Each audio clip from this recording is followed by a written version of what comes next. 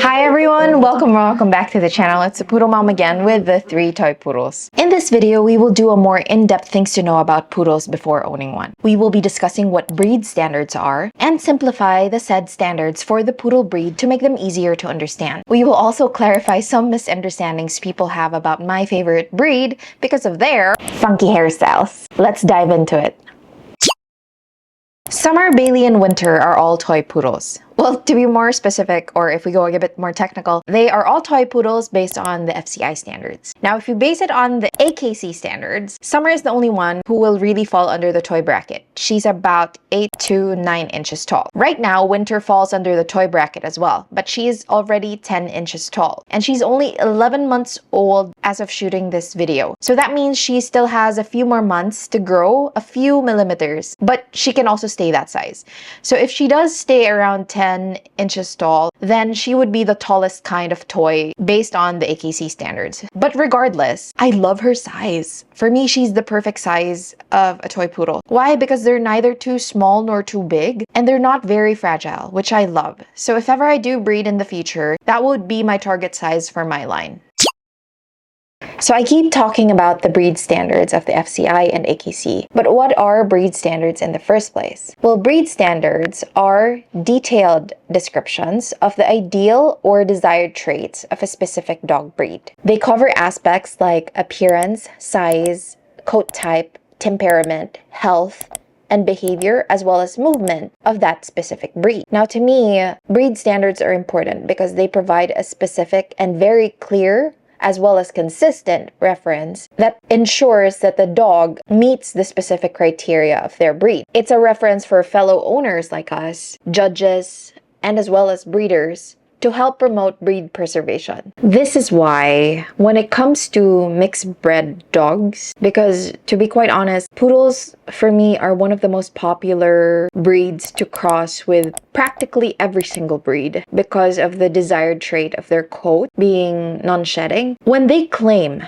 that they have breed standards, as of the moment, okay? I know things can change in the future with responsible breeders campaigning for their beloved new mixed breed that can become an official breed in the future. As of the moment, it may be a partial lie because there are no such thing as their breed standards. Those mixed breeds have no breed standards.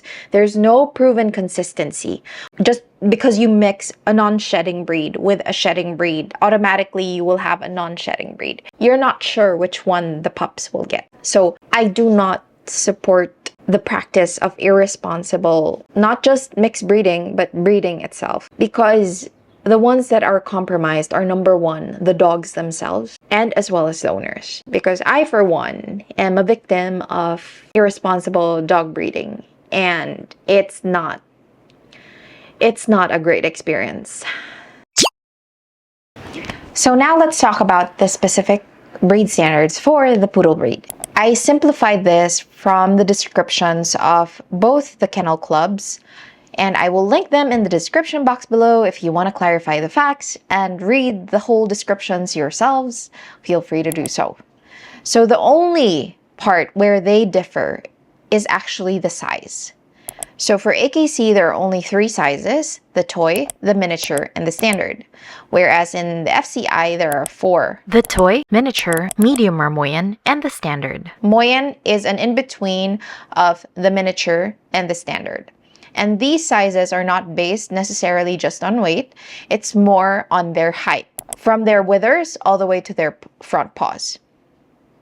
So for appearance, based on the AKC, they are a well-proportioned body, meaning they are balanced. So the best description of this would be a square. So poodles are generally a square, which means the height of their legs should be the same length, more or less, as their torso. So their front chest all the way to the back. A distinctive head with a long, straight muzzle.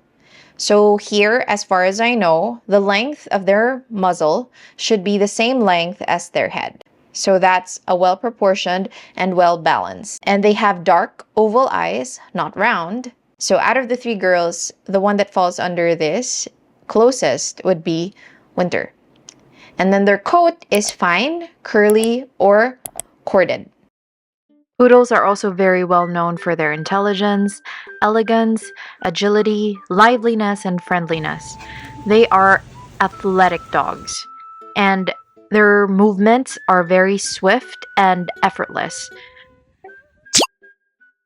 So let's end all that technical stuff and focus on what to expect in terms of ownership, starting with intelligence and trainability. So many of you are already aware that poodles rank second unofficially next to border collies when it comes to their intelligence, which means they're very, very, very easy to train. So because of their intelligence, it's both easy to train them good and bad things. They are so smart sometimes that you will feel that they're the ones training you instead of you training them. Summer.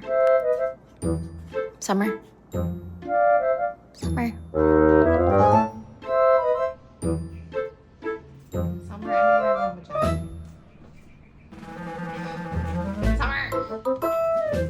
They have this way of manipulating you to get what they want. In my opinion, poodles need a leader, especially the toy size. They need you to set boundaries for them and set rules. Otherwise, they will really run the show in the house. Your treat, come on. Take it. Come here. Come here. Babe, come on. Let's go, let's go. Go down, go down. Come on, come on. Let's go. Come on, come on. Up there. Up on the sofa. You have your own sofa. Come here. Up. In my experience with the three breeds, the toys are generally the bossiest of the three, if not four, for the FCI standards. They are small dogs with very strong personalities, and if you cannot be the leader, they will be the leader and they will lead you around. So because of their intellect, it's also obvious that it's very easy to potty train them, which is very important for any future owner. Potty training, in my experience, varied, but the shortest time I ever trained my dogs for potty training is 3 days. And Summer is down there. She set the record for that. It was very easy to train Summer, and I was actually quite shocked because I did not know what I was doing back then. Now it varies because it depends on the dog's personality. So Bailey was easy, but the thing is, her breeder already taught her how to pee on rugs. Oh my god, do not ever teach your dogs to pee on rugs, because any kind of cloth that you have on the floor will be considered a rug, and they will pee on every single one of them. And if you have a house that's carpeted, you're dead meat because they will pee everywhere. And carpets, even if you wash them, if you don't have like a solution that will remove the enzymatic scent or whatever of the pee, you have no chance of winning. They will just pee all over the floor.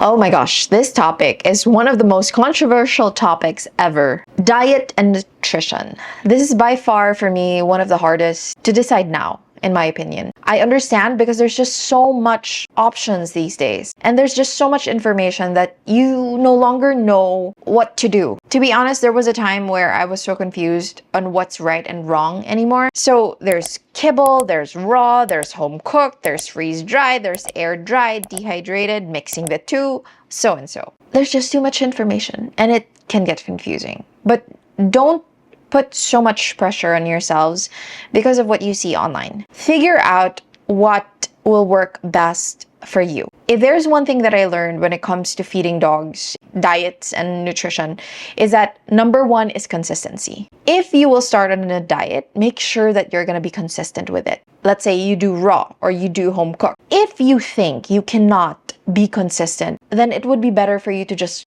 go to the kibble route. Kibble for me is the least of the choices, but there are good kibbles out there as well. Just feed the best you can afford, in my opinion. Because of the poodle's funky hairstyles, which I now have winter groomed for, they are funky in the beginning, but you grow to love them. I'm actually growing a certain love for the Scandinavian clip. I really do, and I feel like I'm gonna keep it. But that's besides the point. So because of their funky hairstyles, people do not know that poodles are actually athletes. They were bred as water retrievers. They're hunters. They are and can be high energy dogs. But don't worry, this can vary because they also have their personalities.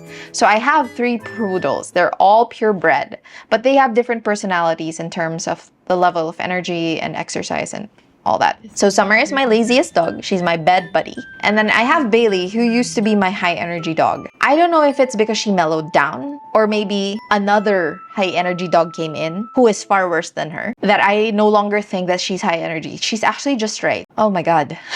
Winter